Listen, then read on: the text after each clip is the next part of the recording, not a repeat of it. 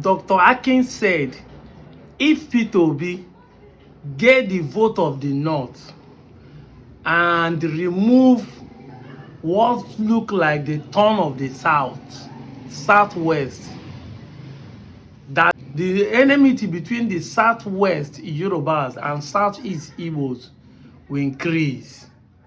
As in, I don't understand how this makes sense to this man. It is the North that will vote for an Igbo man to win the election. But at the Igbo man, now they go blame. I don't want to think that you are calling the Yorubas coward. Makandi Benyi Sinagwa Gaponye Bugani Togumela Nyono. You will leave, snake will leave the killer and bend neck on the ground as he's dying. It is the North that are coming together to vote an Igbo man into presidency.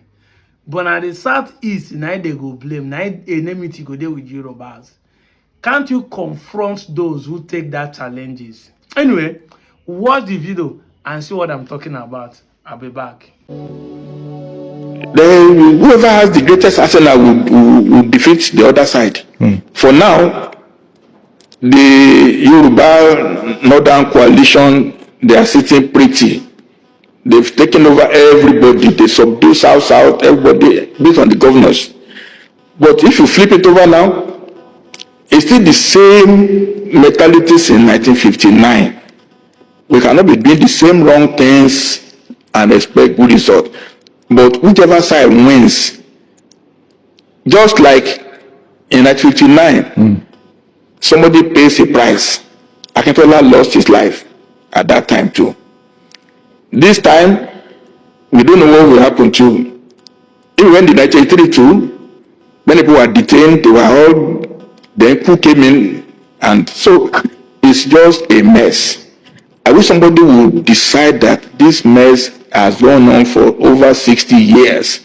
Let us do voting based on content of policy, content of governance.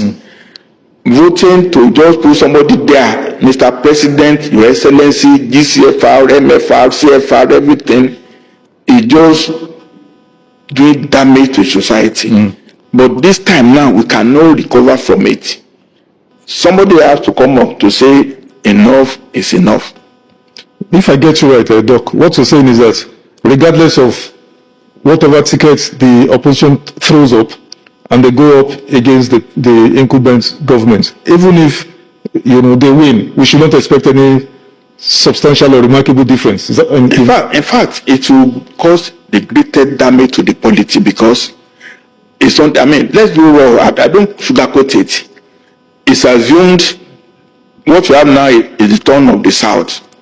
Turn of the South, turn of the Southwest. If Obi and Kwaso are to come in and obliterate the Southern second term, the war between the Yorubas and the Igbos will go to the nearest, to the highest level. That, the Igbos connive with the North to cut out Tinubu. But Tinubu is not performing. No saying Yoruba will defend Tinubu, but this time next year, if it happens, the kind of we will be playing with Rwanda between the Igbos and the Yorubas. That the Igbos will machinate, will make effort to approach what is so-called Yoruba price. It's not deserving, it's not worthy, but in the street, people should think about the implications of it.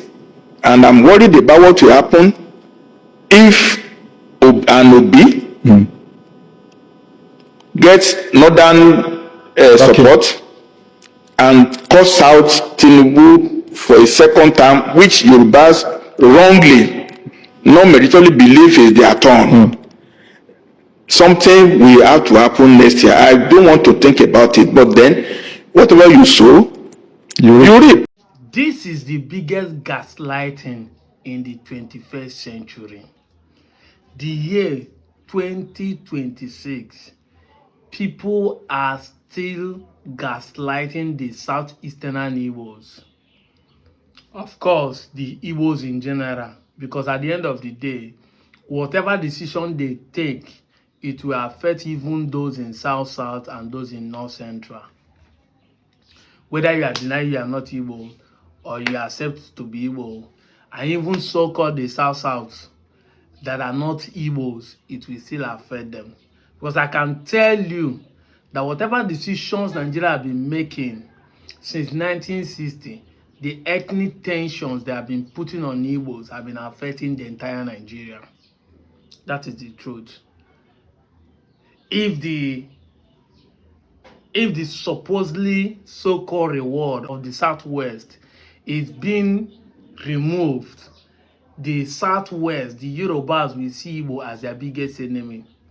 I have told you people that I'll be here for 10 years to puncture all the lies that are meted against Igbo. I'll be here, whether it's political, whether it's religious, whether it is educational, whether it's historical, any part of the lies that I see, and I have evidences about it, I will puncture it. So let us not paint what has not happened as if that will be the reason why the Igbos are being hated by the Yorubas. Foul. They said things that have not happened has stolen man's joy. It has not even happened, but they have started painting narrative so that it will create a revised psychology on those who want to vote. Let me tell you what these people are doing. They are trying to make people not to come out and vote. Even for the Yorubas who want to vote Peter Obi, not to come out and vote. They have started painting a tribal politics once again, because every narrative they have been painting before has been failing. Peter Obi cannot do this. Now they see that even the North are now coming together to support Peter Obi. So now they want to gaslight the Igbos. I want to tell you, Dr. Akin, you are wrong in this. There is nothing you are trying to... people will say he's just trying to be realistic. Organa lie. This is you trying to fan ethnic tension, trying to push an agenda. And this is you creating a fear in the heart of some Yorubas and some Igbos not to vote the right candidate. This is the election. We are not here to defend Peter Obi. Let the best candidate win and let everybody know who you want to vote for. If you know, I've been saying I'm not after Igbo presidency. So it's not about an Igbo man being a president. It's about the best person being a president. Because the price of fuel is the same thing everywhere in Nigeria. There's insecurity everywhere in Nigeria. Mostly now in Yoruba land that the Fulanis are taking over. No light anywhere in the whole Nigeria. Bad road everywhere in the whole Nigeria. So nothing has changed that you make you feel like if an Yoruba man voted Peter Obi or if an Igbo man voted Peter Obi, it will cause enmity between an Igbo man and Yoruba man. You guys have started pushing propaganda, and we are going to be here to remind you people that you are the one that always start this ethnic tension. You are the one that always start pushing this agenda. Before 2027, Igbos have been hated in Yoruba land. Not be 2023 we just finish here. People are you're looking for another way to start burning houses again, to start threatening people not to vote for their candidate. Because this thing happened before our eyes just few years ago. Now things have calmed down now. There's no more demolition again going on. There's no more pushing people say you must vote for this. Now you people are no more pushing the agenda that said obedient and arrogant. They are forcing people to vote for anybody. Now you want to push a narrative. We must counter you. We must let people know that you guys are fanning something that is not good. If you think Peter Obi is not a good candidate, let your people vote who is a good candidate. In fact, by your statement, you have accepted the Yorubas majority to be tribalistic, because you're automatically saying that no Yorubas will vote Peter Obi. That's what the statement is all about. You even admit that Tinubu is not performing well, but yet you are defending the Yorubas, that the Yorubas will always vote for their own, and that if Igbos and if the Obi won or another person won, that means they have taken the Yorubas, they are taking Yoruba reward out of the equation. What kind of narrative are you painting in 21st century? And I don't blame you. Why I'm making this video, for those who will hear you and those who will watch my video, to begin to understand that these leaders are the one causing friction between us. Because if you are following me, I am not even an open supporter of he must be this or this, that. We are just being logic here. We are just trying to say, if this person is okay, vote me. I'm telling you, as of today, we are still on the side of APC because we want a state. You might say it's political. Yes, I'm playing the politics. That is what it means. But nobody can buy my conscience. I'm not doing it because somebody is giving money or because I say Tinubu is the best. No. As for now, Tinubu is still the president, and I'm asking him to create a state for us. And everybody know that even the state creation is part of the politics of the day. Tinubu Muhammad actually decided to create a state to appease the side of Igbos so that they will vote for him. And everybody will be using it as a permutation that he will create the state because he wants to win the Igbos. Or he will release Martin America because he wants to. It's part of the politics. In as far as it will favor us in the Igbo. And favor him and his political career. But you people should stop gaslighting the people. You people should stop creating agenda narratives in the name of trying to play psychological war. Say no, it is not true. Most especially the words you people are using. I've been saying it over in all my videos. Say English no be a mate. How can you say that the Igbos and the Hausas are coming together if they connive? Because people might not actually understand it, but using the word connive means that they are coming to do bad, because you didn't say if they unite. Because unite is a positive. I've been saying each time with that number that the English word and applications are not the same. And that is why you need to monitor what people say and read meaning to what they are saying. If things are not properly defined, abuse is inevitable. These guys are intentionally pushing an agenda that you see it, you know. How can you say they are conniving? How can you use the word conniving instead of saying they are uniting? Because conniving means negative. Means there is a bad output on the end of the day. But united means positive. If they are uniting, they are going to end in positive result to give out a good person. But if you say conniving, it means that they are trying to do bad against the Yorubas. People like us are going to be here to read line between the lines. You know, we have been saying it that the 21st century literate is not somebody who cannot read and write. It's somebody who cannot read between the lines and think out of the box. I am not called Deputy Jesus, Professor Black and White, the perpendicular bisector, for fancy. I am called this because I can read between the lines. I have sense to understand the narrative and agenda you are pushing online. Trying to create enmity where there is none. Try to play reverse psychology on top of the people. But like I said, it is the people I still blame, because they're going to be good people who will see the videos and start nursing fear. It's high time everybody pick their PVC and vote the right candidate. Vote rightly. Now you know who be the right and who no be left. That is the truth. Let nobody gaslight you. The enmity between Yoruba and Igbo has been existing. Awolowo created the first tribal politics in Nigeria. The fact and evidence is there. And now another Yoruba man is now trying to bring it up again as 2027 is approaching.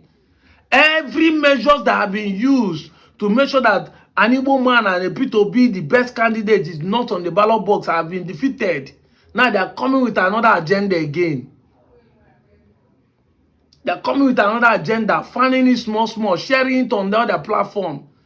If they try it, this will be the greatest enmity. Why would it be an enmity? When they were supporting the Yoruba man, why didn't they be their best friend? It's not our people that are shouting city boys all this why? Are they not Igbos? So if they lose, is it not our people that are shouting city boys? Is there any part of Nigeria where the rich take up their campaign and say they are fighting for city boys? Who among the Yorubas are in the city boys group? Who amongst the Hausas are in the city boys group? North, south, west, north, central, south, south. It's not only the so-called Southeastern Igbos that are doing the City Boys movement. Are they not supporting him? But here you are fanning something against the same people who are already first campaigning for the man, for a Yoruba man. You see, it is the poor I pity, the poor ones that will buy into these lies that I pity. All of you. These men are just using people to play kalo, just to keep their own children and themselves into the system, to keep milking the economy. The puppet of the Britons are just using tribal and religious sentiment against you people.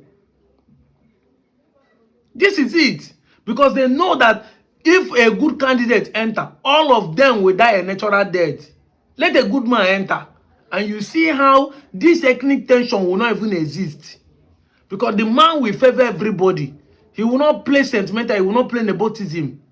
He will do work in every region.